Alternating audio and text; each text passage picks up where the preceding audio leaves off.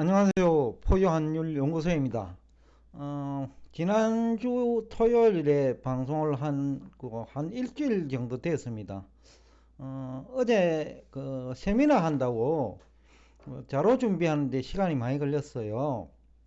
또 이번에는 그 금리가 워낙 중요하고 해서 또 내용도 많이 준비를 했는데 2시간 반 내지 3시간 동안에 얘기하기에는 너무 시간이 작아가지고 3분의 1밖에 하지 못했는데 아쉽습니다. 제가 체력이 따라주지 못해가지고 다음에 또 기회가 있으면 한 번 더 하기로 하고, 오늘 그 일주일 만에 가지고 놓은 주제는 제가 자료 준비를 하는 기간 동안에 그 미국 재무 장관이 금리 시장에 구두로 개입을 했죠.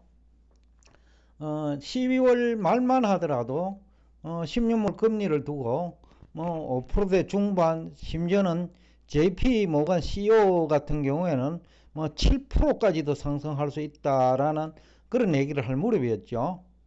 이거 굉장히 중요한 얘기를 이제 JP 모건 CEO가 했는데, 어떻게 보면 공포스러운 얘기이기도 해요. 왜냐하면 지난번 실리콘밸리 은행이 그 부도 내지 파산할 때 결국 금리 시장에 대응을 못했거든요. 그러니까 단기 자금을 가지고 10년물 국채에 투자한 다음에 10년물 금리가 올라가니까 투자 손실이 이제 커진 거죠. 근데 이번에 만약에 그 4% 초반에서 5%까지 올라간 것도 공포스러운 건데, 만약에 5.5 내지 6%까지 올라가면 제2의 실리콘밸리 은행 사태가 발생할 수 있죠. 그래서 이제 미국 재무부 장관이 아마 기자회견을 자청한 거로 추정이 되는데, 금리 급등을 이제 막기 위한 구두 발언이라고 봐요. 1번 4분기, 그는 올해 4분기죠. 그리고 내년 1분기까지 그 미국 재무부가 발행할 채권 발행 규모가 약 한 1조 5천억 달러 정도 돼요. 그러니까 금리가 상승하는 그런 환경, 그리고 금리 시장의 공포가 그 확산되는 시기, 그런 시점에 그 1조 5천억이라는 돈을 공급해버리면 또 금리 더 오르죠. 그러면 제2의 실리콘밸리 사태가 현실화될 가능성이 크지요. 그래서 미국 재무장관이 구두로 물량 조절을 하겠다는 이 말 자체가 금리 급등을 원하지 않는다는 거예요. 미국 재무부 장관이. 또 내년 선거를 앞두고 또 정시가 충격을 받고 실물 경제가 충격받는 것은 원치 않지요.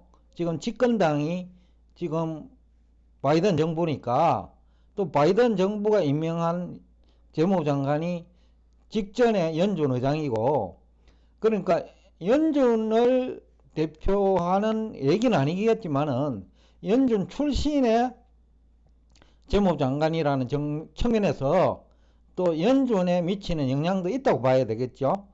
그래서 이제 아주 의미 있는 시장 개입이다.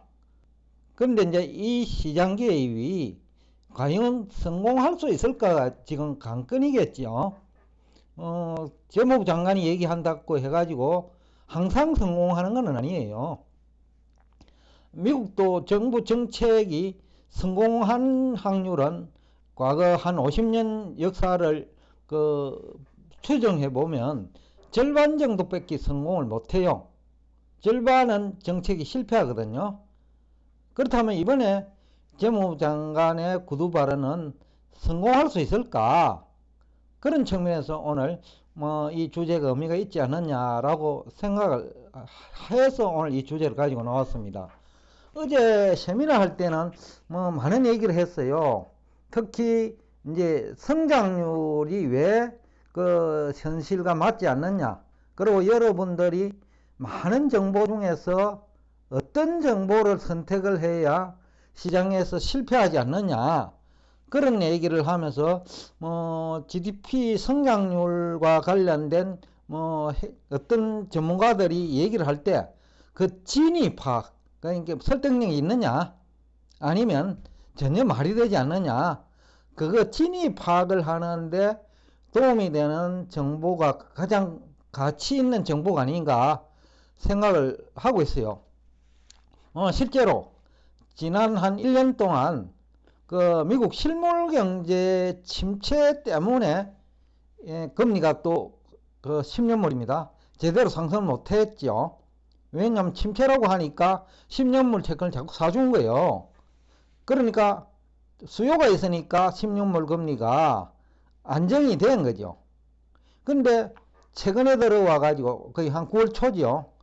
포유환율연구소가 9월 초부터 계속해서 이제 금리 얘기를 했단 말이죠. 그때 이미 3분기 성장률이 서프라이즈를 예고하고 있었거든요. 그래서 그때부터 금리가 급등했겠죠. 그래서 성장률이 그 금리에 영향을 준다는 거죠. 금리가 GDP에 영향도 주지만은 성장률 자체도 금리에 영향을 주기 때문에 그 성장률을 알기 위해서 여러분들은 다 제대로 알기 어려워요. 근데 전문가가 하는 얘기가 설득력이 있는지 아니면 말도 되지 않는 얘기인지 그것을 판단할 수 있는 그 중요한 지식이라 할까요? 핵심 내용은 약 30분에 걸쳐서 제가 얘기를 했기 때문에 아마 어제 세미나에 참석하신 분들은 앞으로는 그런 전문가들이 하는 얘기에 뭐 그것을 나쁘게 얘기하든 아니면 좋게 얘기하든 그것을 그 이해하고 판단하는 데는 뭐 이제는 실수하지 않을 거다. 즉 본인 스스로 지식이 있어야 상대방이 얘기할 때 그 얘기가 설득력이 있는지 없는지 판단할 수 있잖아요. 그런 측면에서 어제 세미나는 대단한 의미가 있었다라는 생각을 하면서 오늘 그 미국 재무부 장관 발언에 대해서 이게 성공할 수 있을까라는 측면에서 한 세 가지 그 관점을 가지고 얘기해 보고자 합니다. 우선 시기적으로 적절하냐라는 거죠. 정책이 실패하는 가장 큰 이유 중에 하나는 시기 선택이에요. 그러면 최근 미국 재무부 장관 금리 시장 관련 그 구두 발언은 시적절하냐는 측면에서 보면 결론부터 얘기하면 시적절하다. 그래서 성공할 가능성 높다라고 보고 있습니다. 그러면 왜 시적절하냐고 판단하느냐 하면 우선은 그 연준의 업무에서부터 시작을 해볼 수 있습니다. 연준의 업무는 두 가지입니다. 하나는 물가를 잡아야 되고 하나는 고용을 안정을 시켜야 돼요. 둘 중에 우선순위는 고용입니다. 왜냐하면 고용이 망가지면 물가는 자동적으로 잡히거든요. 또 물가를 지나치게 잡으려고 하면 고용이 망가져요. 그러니까 연준은 고용과 물가라는 두 마리 토끼를 잡아야 되기 때문에 최근에 고용이 전문가들 예상보다 뭐 한 7만 건 정도 줄었어요. 그 10월이죠. 10월 고용이 15만 건이니까 지난달 거의 9월 고용 뭐 29만이죠. 그와 비교하면 거의 반토막 났죠. 이것이 이제 그 연준의 의사결정에 뭐 영향을 줄 거예요. 고용이 엄청난 속도로 줄고 있다. 물론 이것이 지난달에 고용이 너무 예상보다 많았어요.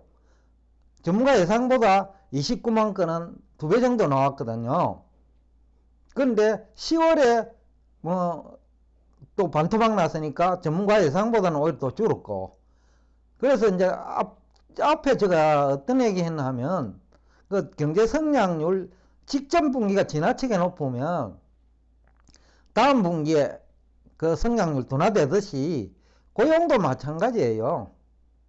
한꺼번에 많이 늘고 나면 그 다음에는 조금 줄어요. 그런 것 때문에 이제 뭐 상당히 이제 시장에 영향을 받는데, 그러나 시장 참여자들은 그런 걸 이해를 해야 그 대응 전략이 나오죠. 그래서 이제 뭐 시적절한가라는 질문에 뭐 누가 의문을 제기한다면 시적절했다. 왜냐하면 고용이 반토막 나니까 또 시장에서는 더 줄 거라고 판단을 하거나 아니면 그 생각을 하는 할 수 있는 그 시기죠. 그렇기 때문에 그 고용과 관련해서 시적절했다. 그 다음에 또 시적절은 주가가 많이 빠지고 있는 상태지요. 또 금리가 더 오른다면 추가적으로 주가가 빠질 가능성도 있고, 그런 측면에서도 시적절했다. 그러니까 주가도 그 미국 재무장관이 뭐 상승을 유도한 것으로 평가하더라도 크게 틀리지 않을 것이다 라는 얘기가 가능하고요. 또 달러 인덱스에 어떤 영향을 주느냐, 이것도 중요해요. 달러 인덱스가 그 106을 넘었었죠. 그런데 재무장관 발언 이후에 또 미국 연준의 그 재무장관 발언 이후에 또 뭐 12월 금리 인상 없다는 결론을 내렸죠. 그러니까 이제 재무장관도 아마 연준하고 짧은 대화가 있었을 거예요. 그래서 아마 의견이 일치되니까 재무장관이 먼저 발언을 하고 그 다음에 연준이 금리 동결을 한 것 아니냐, 그런 측면에서 이제 시적절했다, 그리고 효과도 기대할 수 있었다 라는 얘기를 하고 있습니다. 특히 일본이나 독일은 미국보다 금리가 훨씬 낮죠. 일본 같은 경우에는 10년물 금리도 1%가 안 되거든요. 근데 미국은 거의 뭐 그때 4% 후반에서 5%까지니까, 그러면 이제 금리 차가 5배는 난단 말이죠. 그러면 환율만 문제가 없다면 뭐 매력적이잖아요. 또 금리가 추가적으로 상승하지 않는다면 그것도 매력적이에요. 그런데 그 일본이나 독일에서 금리가 더 이상 오르지 않을 것 같다는 판단을 하게 되면 일본이나 유럽 자금이 들어오겠죠. 그러면 이제 달러 인덱스에 영향을 준다라는 거죠. 즉 달러 인덱스 가격이 그 조금 이제는 금리 때문에 오르다가 그 일본이나 유럽에서 돈이 들어오면 금리 시장에 들어오기는 하지만은 결국은 금리에도 영향을 주고 달러 인덱스에도 영향을 주겠죠. 그리고 일본이나 독일 입장에서는 추가적으로 미국이 금리를 인상하지 않고 또 금리를 인상할 명분이 약하다면, 즉 물가도 안정되고 고용도 안정된다면 미국 국채에 투자하더라도 리스크가 없죠. 그런 측면에서 이제 달러 인덱스에도 영향을 줬다라고 볼 수 있고, 앞에서도 얘기했지만은 미국 증시에는 주가가 많이 빠진 상태였기 때문에 특히 나스닥 지수에 아주 시적절한 발언이었다. 그런 측면에서 상당히 미국 재무장관의 구두 발언은 그 시기를 놓고 며칠 동안 고민을 했다고 봐요. 최소한 한 10일, 15일 정도 고민을 했다고 보는데, 그래가지고 나온 발언이라는 측면에서 효과를 보았는데, 지금 고용이 그렇다고 빠른 속도로 줄지는 않을 거예요. 10만 건 정도만 유지된다면 큰 문제 없을 거예요. 그 다음에 물가도 유가가 안정된다면 크게 걱정할 필요는 없고, 또 고용이 어느 정도 줄고 있고 실업률이 조금 높아지고 있기 때문에 인건비가 상승할 수 있는 환경도 좀 개선됐죠. 그러니까 인건비 상승을 조금 막을 수 있는 그런 환경까지 마련된 시점이라는 측면에서 이번 미국 재무장관의 구두 발언은 시적절했다라는 얘기를 하면서 오늘 여러분과 대화를 여기서 끝내겠습니다. 그리고 세미나에 참석하신 분들 너무너무 고맙고요. 또 참석하지 못한 분들은 또 그동안에 또 이 자료 준비한다고, 세미나 자료 준비한다고 시간을 내지 못한 점 양해 드리면서 오늘 여러분과 대화를 여기서 끝내겠습니다. 오늘도 끝까지 경청해 주셔서 대단히 감사합니다.